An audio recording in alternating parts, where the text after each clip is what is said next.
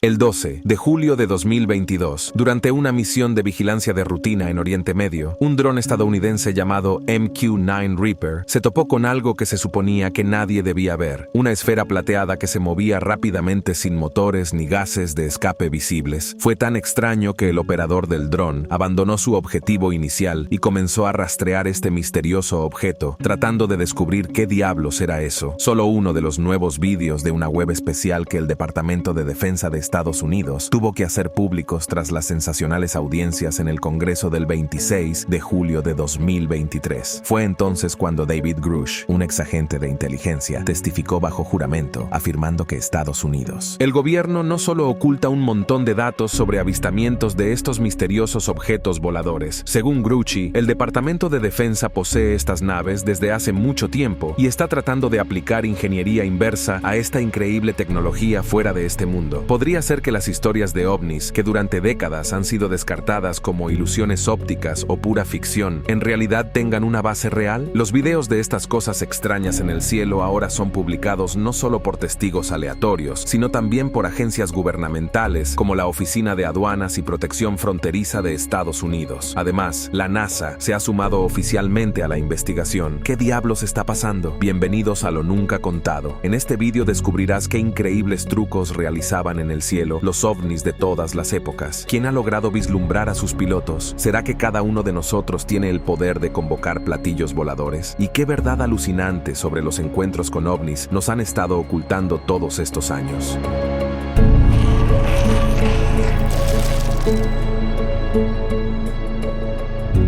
El testimonio de David Grush por sí solo no habría tenido tal impacto sin los encuentros ovni desclasificados que involucraron a pilotos militares estadounidenses. Uno de ellos, el comandante retirado David Fravor, habló en las mismas audiencias en el Congreso. Se graduó de la Escuela de Pilotos de Combate de Élite de la Armada conocida como Top Gun. Sí, el mismo que Tom Cruise hizo famoso en esas películas. En noviembre de 2004, Fravor estaba a bordo de un portaaviones clase Nimitz durante ejercicios en el Océano Pacífico, al mando del renombrado escuadrón de ataque Black Aces el 14 de noviembre, a unos 160 kilómetros al suroeste de San Diego. El clima era perfecto para las maniobras y, sin embargo, Fravor y su compañero, el teniente Alex Dietrich, estaban en busca de una alerta real. Un crucero de misiles llamado USS Princeton, parte del mismo grupo de portaaviones, estaba equipado con un radar súper avanzado. Entonces detectó algo similar a, cito, múltiples vehículos aéreos anómalos. Algunos de estos objetos descendieron de la estratosfera a la superficie del océano en cuestión de segundos y luego comenzaron a moverse erráticamente mientras cambiaban instantáneamente de dirección. Ningún avión construido por humanos puede hacer eso. Los operadores del Princeton inicialmente pensaron que podrían tratarse de artefactos de radar, pero incluso después de reiniciar el equipo, esos misteriosos destellos no desaparecieron. Por eso enviaron a Fravor y a Dietrich a interceptar. Y lo que esos pilotos experimentados presenciaron ese día los ha perseguido desde entonces, no muy por encima de una extraña perturbación en forma de cruz en la superficie del agua. Un objeto largo, blanco y de forma ovalada se lanzaba caóticamente. No tenía alas, visibles, motores ni marcas. Según Fravor, el área de agua burbujeante era aproximadamente del tamaño de un Boeing 747, y el veloz tic-tac, como lo llamaban los pilotos, era un poco más pequeño que un avión de combate Super Hornet, que mide aproximadamente 15 metros de largo. Sin embargo, cuando Fravor se acercó a esta cosa misteriosa, simplemente se precipitó hacia el horizonte y desapareció. Este mismo momento fue captado en el vídeo desclasificado de la cámara infrarroja del avión de combate. Puedes ver cómo el objeto evade instantáneamente la captura. Aproximadamente 3 segundos después, los operadores de radar del Princeton detectaron sabores tic-tac a casi 100 kilómetros de ese lugar. En otras palabras, el objeto aceleró a más de 30 kilómetros por segundo en un instante. Y su total inmunidad a la resistencia atmosférica no es la parte más increíble. Aquí, los cohetes modernos tardan decenas de minutos en alcanzar velocidades mucho más bajas, sometiendo a la tripulación a fuertes fuerzas G de hasta 3G, 3 veces la gravedad de la Tierra. Una persona no preparada se desmayaría si acelerara mucho menos. Pero la velocidad del tic-tac Tic-Tac observada por Fravor y Dietrich corresponde a una aceleración de más de 3000 G. Ni un piloto humano ni la estructura de ningún avión podrían resistir eso. David Fravor y Alex Dietrich detallaron todo lo que vieron en un informe posterior al vuelo, adjuntándole lecturas de instrumentos. Sin embargo, el Comando Naval simplemente archivó estos documentos en los archivos. No se inició ninguna investigación. Fue porque en lo profundo del Pentágono ya sabían lo que volaba sobre el océano. Mientras tanto, los pilotos comenzaron a encontrarse con ovnis con mayor frecuencia. En el verano de 2014, el portaaviones USS Theodore Roosevelt participaba en unos ejercicios en el Océano Atlántico, no lejos de las costas de Virginia, y estaba acompañado por toda una flota de objetos no identificados. Llegó al punto en que uno de ellos pasó zumbando justo entre dos aviones de combate que volaban muy juntos. Siguiendo el protocolo, los pilotos informaron del incidente a sus superiores, describiendo el objeto como un cubo dentro de una esfera transparente. Luego, en marzo de 2015, pilotos del mismo portaaviones grabaron este vídeo. En él, un objeto extraño no solo se mueve a una velocidad increíble, sino que también se da la vuelta. El teniente Ryan Graves, quien habló personalmente con los pilotos testigos, reveló durante las audiencias en el Congreso que el comandante del grupo de portaaviones, después de ver unos 5 segundos del video, simplemente salió de la habitación sin decir una palabra. Este mismo muro de silencio saludó constantemente todos los informes de pilotos navales sobre haber visto objetos no identificados. Según Graves, durante los ejercicios de entrenamiento, se topaban con ovnis casi a diario. Aunque como no recibieron ninguna respuesta, los pilotos finalmente dejaron de informar tales incidentes. Se siente como si los hubieran alentado a mantener la boca abierta. Una de las imágenes desclasificadas más recientes fue filmada por un aviador de la Marina en 2021. ¿Notaste algún pequeño detalle en los documentos oficiales disponibles al público? Se llama fenómeno aéreo no identificado. Parece que el Pentágono está haciendo todo lo posible para evitar el uso del término ovni, pero ahora, con las filtraciones y el testimonio de numerosos denunciantes, sabemos con certeza que hay algo inexplicable volando en nuestros cielos en este momento. Entonces, ¿qué podemos aprender de los encuentros ovni más plausibles del pasado, que el público crédulo descartó durante mucho tiempo como una tontería? Déjenme decirles que el incidente de Roswell ha estado envuelto en tantos mitos que es imposible estudiarlo con una apariencia de objetividad. Una historia completamente diferente es el contacto que dio origen al término platillos volantes. Ocurrió el 24 de junio de 1947 en el estado de Washington. El empresario Kenneth Arnold estaba volando sobre las montañas Cascade en su pequeño avión cuando, de la nada, vio un destello brillante a su izquierda. Siguiéndolo, vio una formación de 9 objetos en forma de disco que se deslizaban sobre la cresta de la montaña a una velocidad vertiginosa. Según Arnold, un piloto experimentado, volaban a una velocidad de al menos 1900 kilómetros por hora. En aquel entonces, en 1947, el avión más rápido del mundo era el Bell X, que acababa de romper la barrera del sonido, alcanzando una velocidad récord de 1127. Más tarde, en una entrevista, Arnold supuso que podría haber presenciado accidentalmente algún experimento estadounidense, aparatos con forma de platillo de la Fuerza Aérea. Poco después, llamaron a Arnold para una pequeña charla en una base aérea de California. Después de hablar con él, los militares concluyeron que el hombre efectivamente vio algo extraño. El problema era que ellos mismos no tenían idea de qué podía ser, así que descartaron todo el incidente como un espejismo. Pero ya era demasiado tarde. La historia de Arnold desató toda una avalancha de informes sobre platillos voladores, y muchos de estos informes coinciden sorprendentemente con los relatos modernos de los pilotos navales sobre los llamados tic-tacs. Estamos hablando de una velocidad inmensa, cambios de dirección ultra rápidos con impactantes fuerzas G y, nuevamente, no hay señales de ningún motor. Todo esto empujó al ejército estadounidense a lanzar el proyecto súper secreto para descubrir qué tan amenazantes podrían ser estos platillos voladores. En el Pentágono, su mayor temor era que estos dispositivos supersónicos pudieran convertirse en aviones soviéticos súper astutos. Sin embargo, los autores del informe no pudieron encontrar ninguna confirmación al respecto. En cambio, asumieron que los casos más inexplicables podrían ser en realidad contactos con naves espaciales extraterrestres, y a pesar de que los altos mandos del Pentágono rechazaron furiosamente esta conclusión y cerraron el proyecto, continuaron llegando informes de avistamientos de ovnis. El 24 de mayo de 1947, 1949, un grupo de 5 civiles se encontraba pescando en las orillas del río Rogue, en Oregón. De repente, uno de ellos notó un objeto extraño y parpadeante que flotaba a aproximadamente 1,5 kilómetros